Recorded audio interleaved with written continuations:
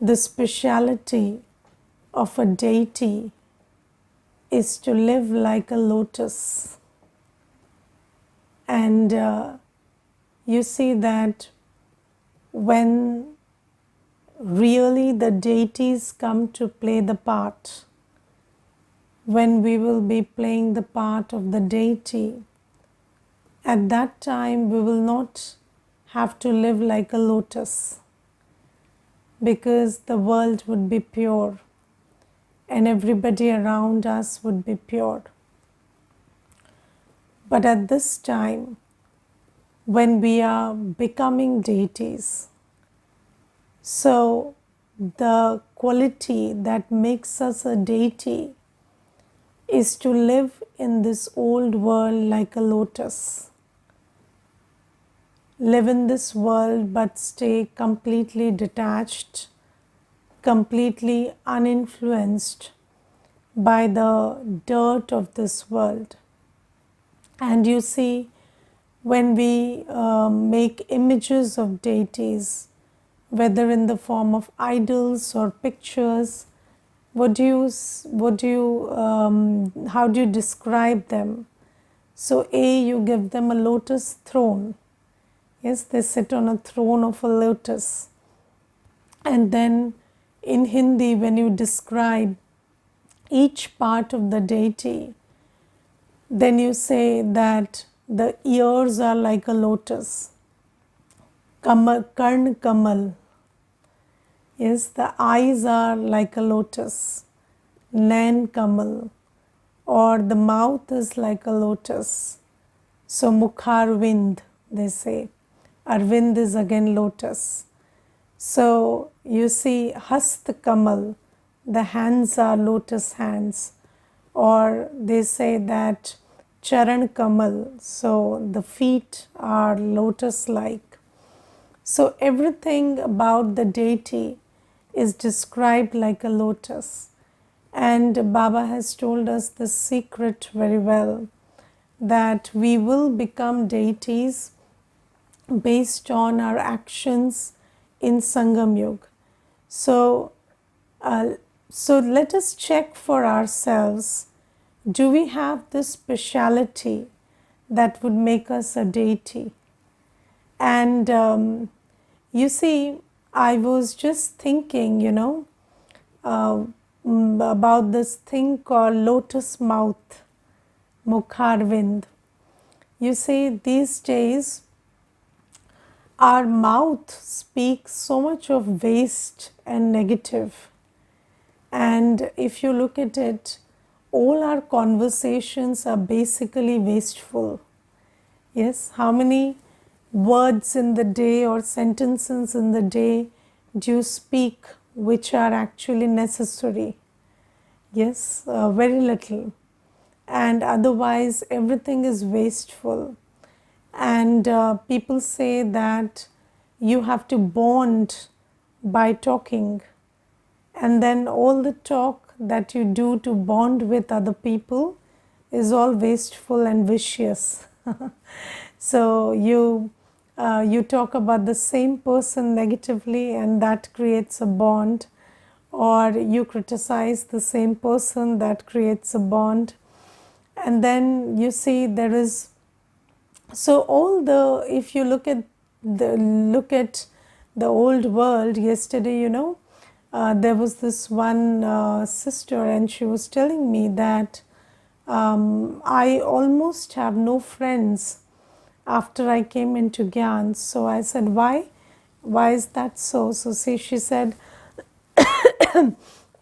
we don't have anything to talk about, because whatever they talk about is wasteful, and whatever I talk about, they are not interested to listen.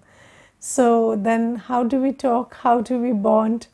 So then she told me, but you see, without human connect, life becomes very dry and boring. And so I told her that, you see, this is how it is. And then you have to, slowly develop ways in which, you connect, but you don't engage in wasteful conversation. So she said, I don't know, I can't see that happening in the near future, because right now it's just like they talk all about, this person and that person, and I'm not interested in that. And then whenever I talk about Gyan or something, they are not interested. So we barely talk. And then I asked her, what are your feelings when this is happening? So she said, I feel a little uncomfortable, and I also feel like, they are not doing the right thing by talking so much of wasteful, engaging in so much of wasteful conversation. So then I told her that, you see, if you, Baba tells us that you must keep your mouth pure, right? So you mustn't speak anything that is not productive or not, knowledge based. But Baba also asks you to keep your feelings and your heart clean, doesn't he? Or does he say only don't speak wasteful but think wasteful? So she said, but I'm not thinking anything wasteful. So I said, but when you are judging the other person and you are thinking about, how you're actually diminishing them in your head, that they are less knowledgeable than you, and this is why they are talking all the wasteful stuff. So when you're doing that, then you're creating wasteful thoughts and feelings. And if you're doing that, then you and they are no different from each other. It's just that you're feeding your ego by saying that I don't engage in wasteful conversation, but what you are engaging is in wasteful thoughts and wasteful feelings. So that's one and the same thing. So she said, but I can't help it. So I said, you have to understand that purity doesn't happen in one day. And purity is again an aspect of so many other things. So, first aspect of purity is remembering Baba. So, when we look at purity as do this, don't do that, that's not the way purity works, because purity is the prerogative of a powerful soul. You cannot be powerless and pure. So purity doesn't work like don't talk wasteful, don't see wasteful. Now imagine somebody who is addicted to the phone and looking at the, watching wastefully for 8 to 10 hours a day, or even more these days. You find such children who are watching stuff for more than 8 to 10 hours a day.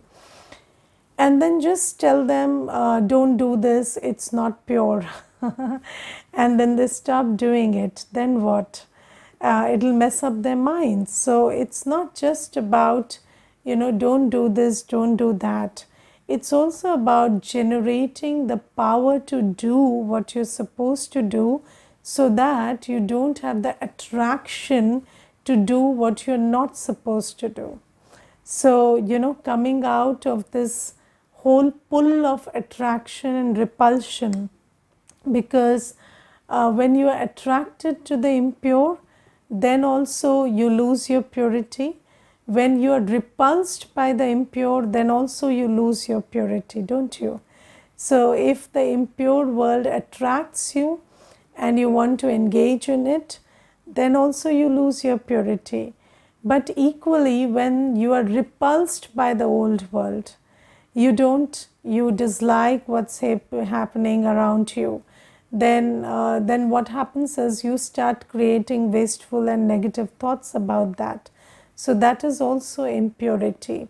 So you see that spirituality is a very neutral state first. So you cannot go into, so when we move from this journey from negative to positive, you have to first come to a place where you're neutral. You cannot just go from negative to positive. So spirituality means first coming to that neutral state where you are neither attracted nor repulsed by anything of this old world. So nothing attracts you, nothing repulses you, you don't like anything, you don't dislike anything. And only then can you create good feelings and good wishes for everyone and everything. So the first challenge is coming to that place where nothing matters to you. And you can't come to that place just by thinking, don't think about this, don't say this, don't talk about this, or don't hear this. This is not the way. So the method to purity, this is why you see Baba tells us that I come to make you pure. And what is the method that Baba teaches us to become pure? Remember Baba. So Baba tells us that always remember me, consider yourself to be a soul and remember me.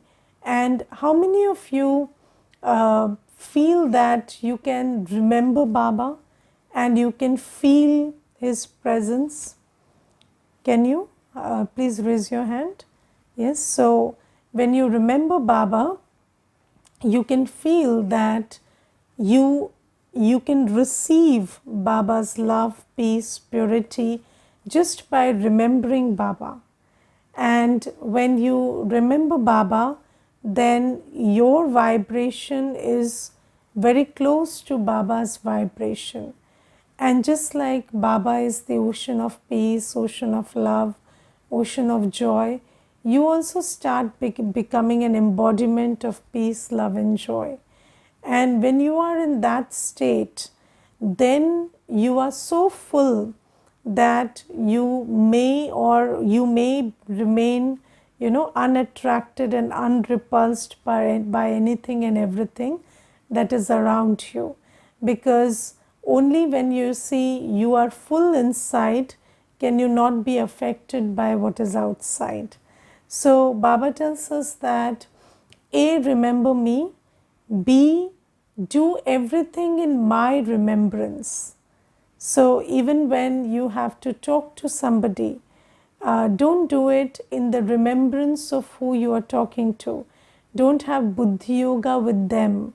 So then their actions won't affect you. And when you have buddhi yoga with Baba and you are talking to someone as an instrument for God, then whatever they say or do or however they respond to you will not matter, because you are not doing it for them, you are doing it for God.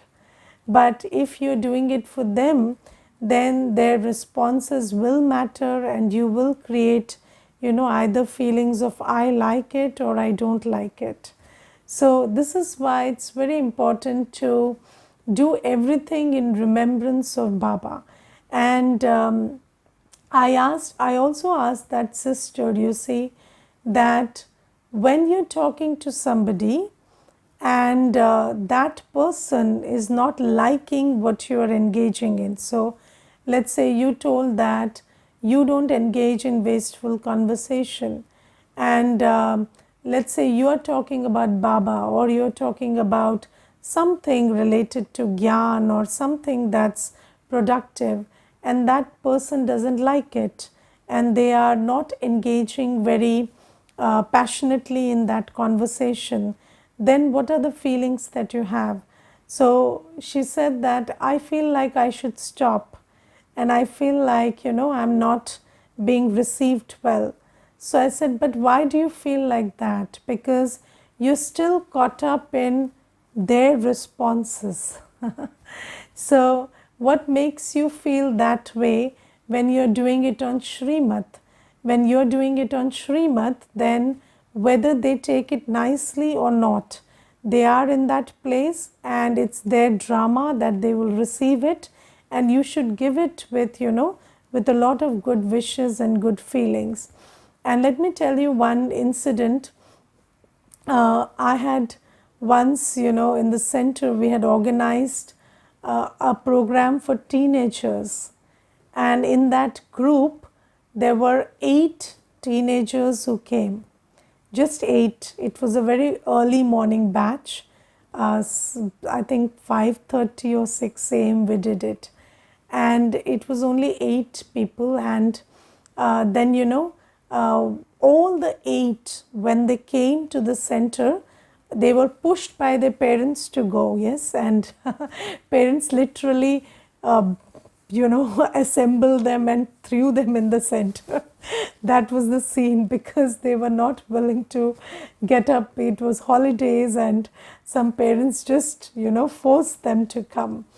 And when I started the session, they were all giving me such dirty looks, and they were not interested at all. And then I asked them, did you come by your own choice, or did your parents force you? So they said, of course our parents forced us. Who would come at 5:30 in the morning? So I said, you see, even if you were forced, now you don't have a choice. So you and I have to be together for 1 hour. So I will speak and you will listen. And if you want this 1 hour to give you any utility, listen carefully and participate and be happy about it. And even if you frown, I'm not opening the gates for you, so you are stuck with me. So then, they kind of, there was a camaraderie, and then they started talking, and it was such a good session. And by the third day, they were willing to come on their own. And why I'm giving you this example is, even if somebody is not interested in listening to you, you must know that whatever you are speaking based on knowledge is something that will give them some utility.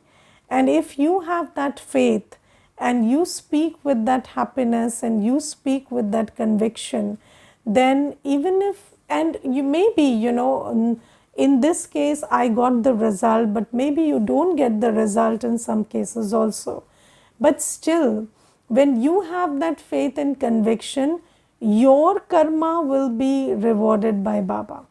So don't fall into that trap of, either creating negative feelings, or getting affected by they not giving responses. But keep your mouth pure, because you see, every organ has to be purified, and when we go to the deity world, it's a pure world, and you cannot go without the purification of all your organs and sense organs. So Baba tells us that we have to live in this world and see with purity, hear with purity. So you see, even if somebody is speaking to you words which are not necessarily coming from a place of purity or coming from a place of good wishes and good feelings, the thing is, whatever they are giving you has to be received by you through the ear, right? So purify your ears, and instead of listening that they don't like you, or they they are not happy to see you, or they are not happy to talk to you, just listen that that's a weak soul and they can't help creating those feelings. And have compassion and listen to whatever they are saying, not in a manner that it produces anger in you, but in a manner that it produces compassion in you. So it's up to you to purify all your sense organs, and just think about how huge this aspect of purity is, that if you just worked on your purity right now, then you would change into a deity. And when Baba says that just by being pure, by taking the help of yoga power and being pure in every second, in every action, you will become a deity, then you must understand that it's not going to be child's play. It's going to be challenging. And in this old world, if you just manage to be pure, then you'll become a deity. And what we do is, Mostly what I have seen, even BKs, what we are doing is we meditate, we listen to the Murli, but when it comes to living in the old world, we don't pay very much attention to keeping our high hearts and minds and our sense organs and everything about us pure. So Baba tells us that celibacy is there, and then there is consuming pure food and other things, but that is the starting, that is the foundation. But then comes the purification of the sense organs and the purification of the mind and heart. And Baba says, just by paying attention to your purity, you will change into a deity. And Baba tells us that this is the hero act. This is the act of heroism, or this is the act that distinguishes us from others, and this is what makes us a deity.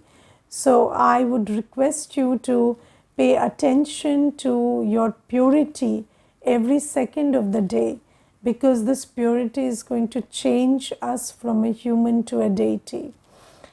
And then today Baba tells us that you can become the king of an imperishable kingdom by using an imperishable method.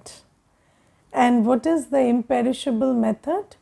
So just keep saying Vaha Vaha to everything. Yes, what do we say? Vaha Vaha or why? Why is this happening, or why is that happening? Now, do you know that this why is a sanskar? Yes, this why or getting or having complaints about everything is a sanskar. It's not that, how we justify our sanskars is that we say the situation is such or the person is such that obviously I will have complaints with them. But complaining is a sanskar. Getting irritated or complaining or questioning, why is this like that, why is that like that, and not accepting everything the way it is, it's a sanskar that we have created in Ravan Rajya. And it has got nothing to do with the inappropriateness of the situation or the behavior in front of you. And the thing is that we don't recognize our sanskars, do we?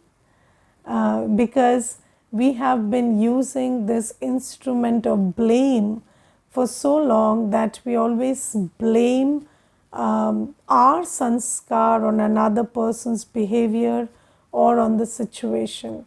But let me assure you that if ever you were in a situation where there were only robots around you who would just do as you say and just behave the way you want, and even if everything happened at the click of a button just like you wanted it, still you will have complaints. Because complaints is not about the situation or the person. Complaint is a sanskar. And people have complaints with their phone also. And the phone is a very well behaved machine. So, it's just doing what you ask it to do. But still you have complaints with it.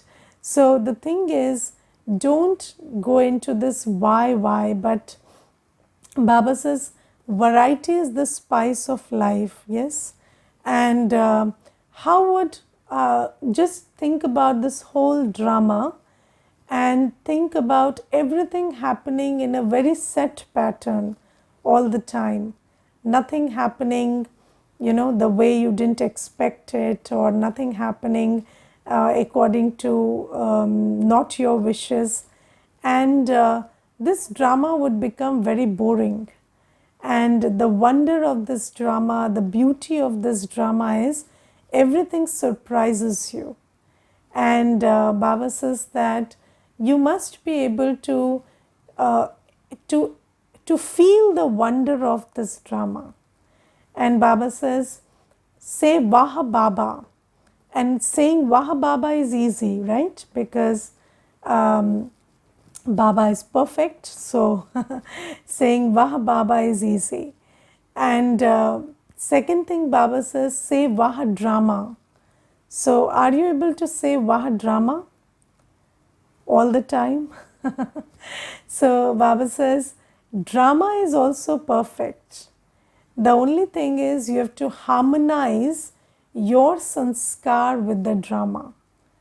Drama is also perfect, but because right now we are in disharmony, because our sanskars are going one way and the drama is going another way, that's why we can't say why va drama and we say why drama.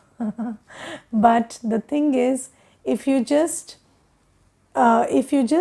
kept absorbing whatever Baba is teaching you, and Baba's teachings and remembrance of Baba is the method which makes us harmonize with the drama. So the more you imbibe Baba's teachings, the more you imbibe yoga power, then you start harmonizing with the drama, and instead of saying why drama, you say Wah drama. And I remember there was this one Mata, and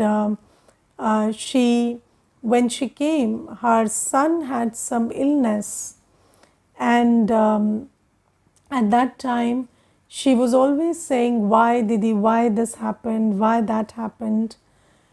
And then she took the gyan and she started remembering Baba, and it took a while, but the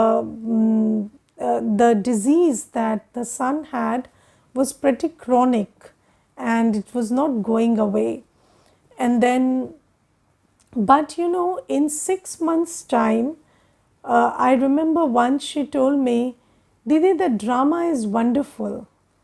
And I can see so many good aspects of the drama that I really don't have any complaints. And after that, I saw her son also receiving some magical help and getting treated. But first, she had to come into harmony with the drama. And when she started saying Wah drama, the drama also started, gifting her many things which she wanted the drama to gift her with. So this is what I have seen, that don't create disharmony with the drama. Just like you trust that Baba is perfect, trust that the drama is also perfect, and in every scene, instead of saying why, learn to say Wah Wah. And then the third is Wah sweet family, which is the most difficult one, I think, yes, because whether you live in the Lokik family or a Lokik family, you find that the sanskars are so different that it makes you, wonder, why is this talking like this, why is this sitting like this, why is this one moving like this, why is this one behaving like this, what kind of decisions are they taking, and what is this behavior, and you keep questioning why in every scene. But if you just understood that everybody is playing their role, and whether it is in sync with your role or not doesn't matter, because again, variety is the spice of life, and everything, we are varied characters, and instead of saying this is bad, this is good, if you just said this is wonderful and amazing, just change the vocabulary. I remember there was one teacher in our school, and she never used these words good, bad, wrong, right, appropriate, inappropriate. She would always use this word interesting. And whenever we girls in the school, we did something, very very naughty or very mischievous, then she would say that you people gave me an interesting day, and although I will not thank you for it, but it's okay. So she would always use this word interesting, and I remember just because she always used that language, we also started using that language. And in school also, by the time we were in 7th 8th grade, I remember most of us didn't use this language, this was bad, this was good. We always use this word interesting. And when I came into Gyan, Baba gave us this very beautiful word, wonderful. And Baba says, everything you see, everything you hear, all the behaviors that you encounter, say it is wonderful, it is amazing. And Baba says that everything, whether another co-actor with you, which is a co-actor in the drama, they are not behaving according to your sanskars, but they have their own wonderful sanskars. And instead of questioning and debating whether that's right or wrong, just know that it is wonderful. So Baba says, replace this word why with vaha vaha, and then replace this word I with Baba Baba. Okay, so how many times in a day do you use the word I?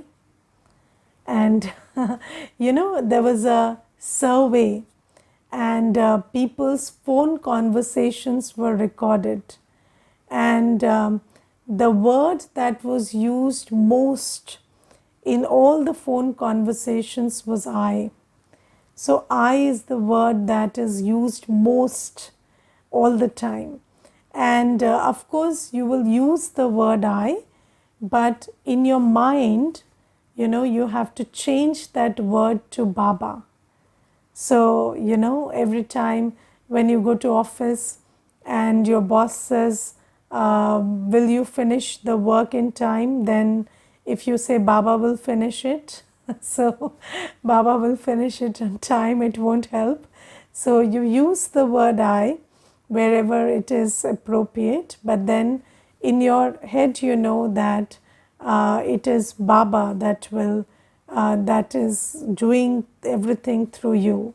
So Baba says that when you use this word Baba instead of I, then it makes you very light. And have you seen the burden of I? Have you ever been in this situation where after 4-5 hours of work, you sit and just mentally count, I did this, I did this, I did this, I did this, and I did 20 things right from getting up until now, and then after that you don't have the energy to do the 21st thing because this I makes it very heavy for you, and then you don't have the capacity to do one more thing because this burden of I is very huge. And Baba says that always know that you are only doing what Baba has made you capable of doing. So never take that burden of I, and always know that Baba gave you the speciality, the strength, the understanding, the qualities to do everything, and that's why you're able to do it. And instead of I, use Baba, and you will stay very light. And Baba says this is the key to happiness. So how do you lose happiness? Through this why and I. And if you just replace these two things in your attitude, then you will constantly be happy with this constant formula of changing I into Baba and Y into Vah. Okay, Om Shanti.